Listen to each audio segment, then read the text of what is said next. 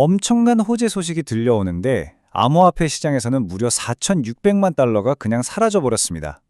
이 기묘한 사건의 진실을 데이터를 통해 파헤쳐 보겠습니다. 자, 바로 시작하죠. 네, 이게 바로 이번 분석의 핵심 질문입니다. 아니, 시장에 분명 긍정적인 신호가 켜졌는데 왜 누군가는 이렇게 엄청난 손실을 봐야만 했을까요? 이 모순 속에 오늘 우리가 찾아야 할 모든 단서가 숨어 있습니다. 자, 그럼 첫 번째 섹션부터 보시죠. 이 사건의 배경, 그러니까 폭풍 전혀 같았던 시장의 분위기부터 한번 살펴보겠습니다. 일단 거시경제에서 가장 큰 변수는 역시 지정학적 리스크죠. 근데 지금 시장에 어떤 얘기가 도냐면요. 중동 전쟁이 생각보다 빨리 끝날 수 있다는 기대감이 막 퍼지고 있어요. 이게 무슨 뜻이겠어요? 불확실성이 줄어든다는 거고 투자자들이 다시 암호화폐 같은 위험 자산으로 눈을 돌리게 만드는 아주 강력한 호재라는 겁니다. 그런데 시장 속을 들여다보면 이게 또 복잡해요. 지금 보시는 것처럼 미국 시장은 중요한 지표 발표를 앞두고 딱 숨을 죽이고 있는데 아시아 쪽은 분위기가 완전 다릅니다. 니케이 지수가 벌써 2.73%나 급락하면서 찬물을 확 끼얹었죠. 이렇게 서로 다른 신호가 나오니까 시장의 불확실성이 더 커지고 있었던 겁니다. 자, 이제 본격적으로 이번 사건의 주인공 리플의 데이터를 한번 샅샅이 뜯어보면서 시장의 건강 상태를 진단해 보겠습니다. 우선 리플의 펀더멘털, 그러니까 기초 체력부터 보죠. 현재 XRP의 글로벌 시가총액이 820억 달러. 와, 우리 돈으로 거의 124조 원에 달하는 엄청난 규모인데 이게 흔들림 없이 딱 유지되고 있어요. 이 숫자 하나만 봐도 리플의 기초 체력이 정말 탄탄하다는 걸 알 수 있죠. 겉으로 드러나는 가격 흐름도 똑같습니다. 글로벌 기준인 바이낸스나 우리나라 최대 거래소인 업비트나 둘 다 1.31달러로 완벽하게 똑같이 안정적인 시세를 보여주고 있단 말이죠. 겉으로만 보면 진짜 아무 문제 없어 보입니다. 그죠? 자, 그런데 바로 여기서 우리가 주목해야 할 첫 번째 단서가 나옵니다. 바로 김치 프리미엄이 0.00%, 그러니까 완전히 사라져버렸다는 점이에요. 이게 보통 무슨 뜻이냐면요. 국내 투자자들의 그 뜨거웠던 매수세가 식었다는 신호거든요. 마치 태풍이 오기 직전의 바다처럼 이건 비정상적으로 고요한 상태를 의미합니다. 뭔가 큰 움직임을 앞두고 시장이 숨을 죽이고 있다는 아주 강력한 신호인 거죠. 자, 이제 조용했던 현물 시장은 뒤로 하고 진짜 사건이 터진 곳, 바로 파생상품 시장으로 들어가 보겠습니다. 여기서부터는 좀 긴장하셔야 합니다. 이 숫자 한번 보세요. 0.0028. 이게 뭐냐면 파생상품 시장의 실시간 펀딩비가 지금 치솟고 있다는 겁니다. 아주 쉽게 말해서요. 가격이 오를 거야 하고 돈을 건 사람들이 너무 많아져서 그 포지션을 유지하는 비용 자체가 비싸졌다는 뜻이에요.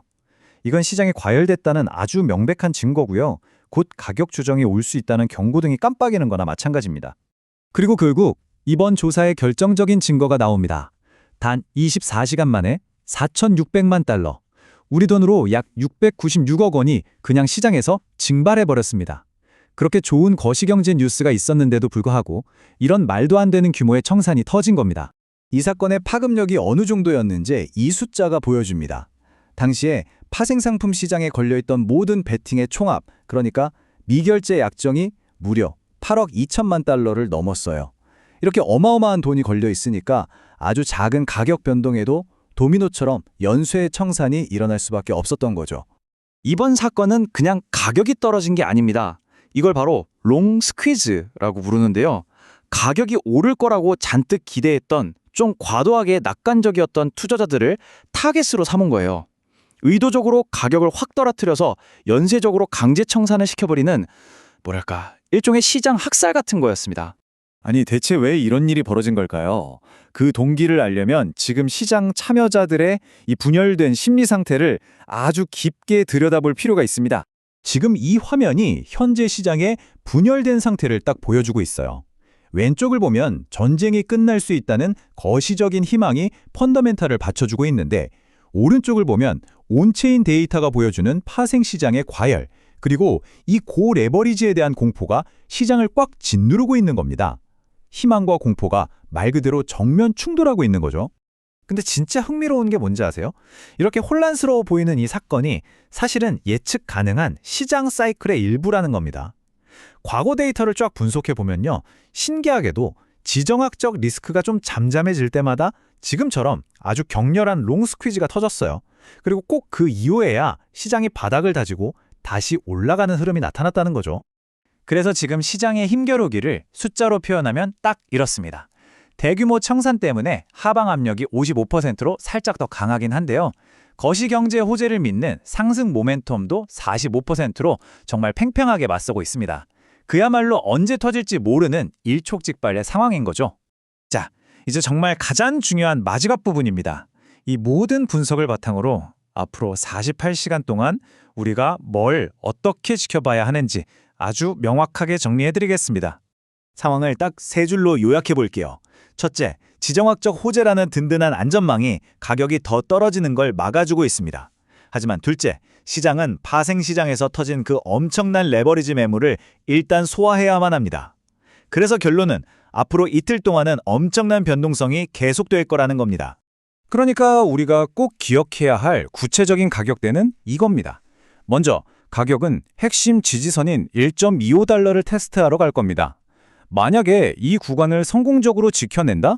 그럼 다음 목표는 저항선인 1.40달러를 향한 아주 강력한 반등이 시작될 겁니다.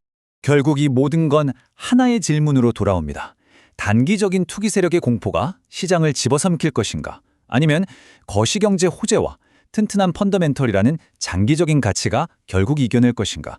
여러분, 이 싸움의 결과는 바로 앞으로 48시간 안에 드러날 겁니다.